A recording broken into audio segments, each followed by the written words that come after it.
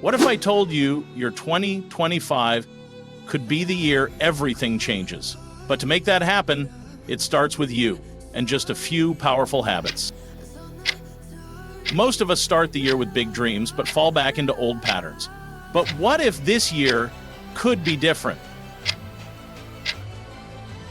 Today, I'm sharing 5 habits that will not only make your 2025 better, but could change your life forever. Start your day by waking up just 30 minutes earlier than usual. Use this time to meditate, journal, or set clear goals for the day. Even 20 minutes of movement a day boosts your energy, sharpens your focus, and keeps your stress in check. Use a planner or a simple app to schedule your day. Prioritize tasks that align with your goals and say no to distractions. Read 10 pages of a book, listen to podcasts, or take a course. The more you grow, the more opportunities you'll create for yourself. Before bed, write down 3 things you're grateful for. Reflect on the day and let go of what didn't go as planned.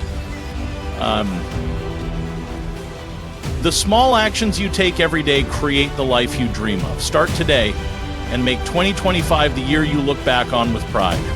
If this inspired you, hit the like button and subscribe for more tips to transform your life.